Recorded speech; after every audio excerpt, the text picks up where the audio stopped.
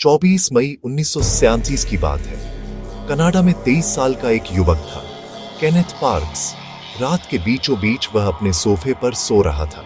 उसे कुछ ही समय पहले उसकी जिंदगी बुरी तरह बिखर चुकी थी। घुड़दौड़ में सारा पैसा हार चुका था, कर्ज में डूबा हुआ और नौकरी भी हाथ से जा चुकी थी।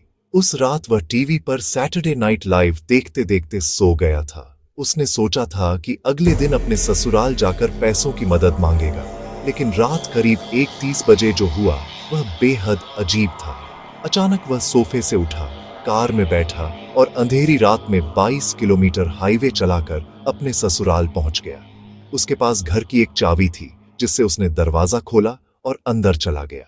और इसके बाद उसने अपनी सास की हत्या कर दी और ससुर को गंभीर रूप से घायल कर दिया। इसके बाद वह खून से लथपथ घबराया हुआ सीधे पुलिस स्टेशन गया और बोला, मैंने 2 लोगों को मार दिया है। उसके हाथों पर गहरे घाव थे, लेकिन उसे दर्द महसूस नहीं हो रहा था।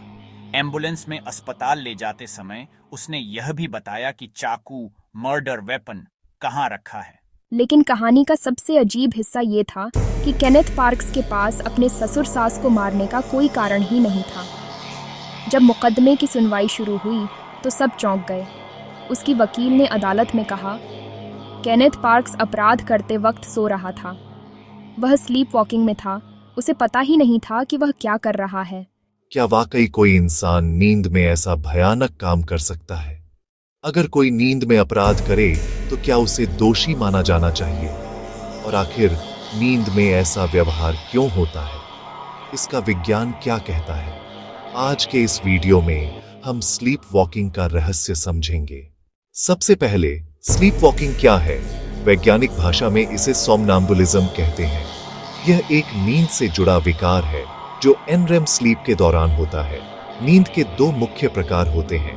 एक, रेम स्लीप, जिसमें हमारी आंखें तेजी से हिलती हैं और हम सपना देखते हैं। 2, एनरेम स्लीप, गहरी नींद, बिना आंखों की हलचल। एनरेम के भी 3 चरण होते हैं, N1, N2 और N3। N3 सबसे गहरी नींद होती है, जिसमें किसी को जगाना मुश्किल होता है, और अगर जगा भी दें तो वह कंफ्यूज और चक्कर सा महसूस करता है। स्लीप वॉकिंग इसी N3 स्टेज में होती है। ऐसे व्यक्ति की आंखें खुली हो सकती हैं, वह इधर उधर चल सकता है जैसे जागा हो, लेकिन असल में उसका दिमाग लगभग सोया हुआ होता है। वह ठीक से देख नहीं पाता, न सुन पाता है, न सूंघ सकता है, और सबसे जरूरी, वह सुबह उठकर कुछ भी याद नहीं रखता। स्लीप वॉकिंग क्यों होती है? यह किसी भूत, आत्मा या पिछले जन्म का असर नहीं है। यह पूरी तरह न्यूरोलॉजिकल, मस्तिष्क से जुड़ी प्रक्रिया है।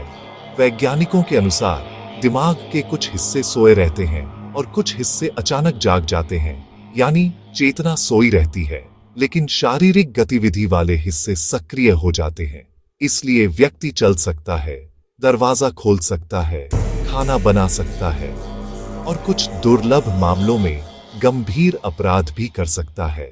ली हैडविन, ब्रिटिश ऑस्ट्रेलियन कलाकार। यह व्यक्ति सिर्फ नींद में पेंटिंग बना सकता है, जागते हुए वह बिल्कुल भी नहीं बना पाता।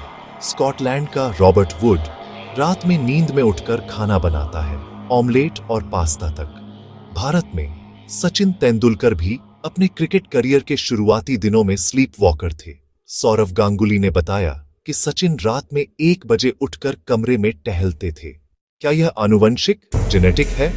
हाँ, काफी हद तक। अगर माता पिता में से एक को स्लीप वॉकिंग है, बच्चे में 60% संभावना अगर दोनों माता पिता को, 61% अगर किसी को नहीं, सिर्फ 22%। इसके अलावा कई ट्रिगर भी हैं। नींद की कमी, तनाव दवाइयां, sedatives, antidepressants, antipsychotics, obstructive sleep, apnoea बुखार। बच्चों में क्या नींद में अपराध करने वाला दोषी माना जाएगा? यह कानून की दुनिया में सबसे कठिन प्रश्नों में से एक है, क्योंकि अपराध सिद्ध करने के लिए 2 चीज चाहिए।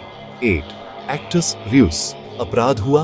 2, मेंस रेया, अपराध का इरादा। स्लीप वॉकिंग में व्यक्ति का दिमाग सोया होता है, इसलिए इरादा नहीं होता। केनेथ पार्क्स का मामला चिकित्सकीय जांच में पुष्टि हुई कि वह अपराध के समय स्लीप वॉकिंग में था, इसलिए उसे बरी कर दिया गया। यह केस दुनिया में सबसे प्रसिद्ध स्लीप वॉकिंग डिफेंस मामला बन गया, लेकिन ऐसा हमेशा नहीं होता। Scott Fletter, 1977 America. उसने पत्नी की हत्या की और बाद में कई सोची समझी हरकतें की। कपड़े छिपाए, हथियार छिपाया, दस्ताने पहने। जूरी ने माना कि यह नींद में नहीं हो सकता। उसे उम्र कैद हुई। भारत का मामला, पप्पाथी अम्माल। 1977 बच्चे को लेकर कुएं में छलांग लगाई, बच्चा मर गया।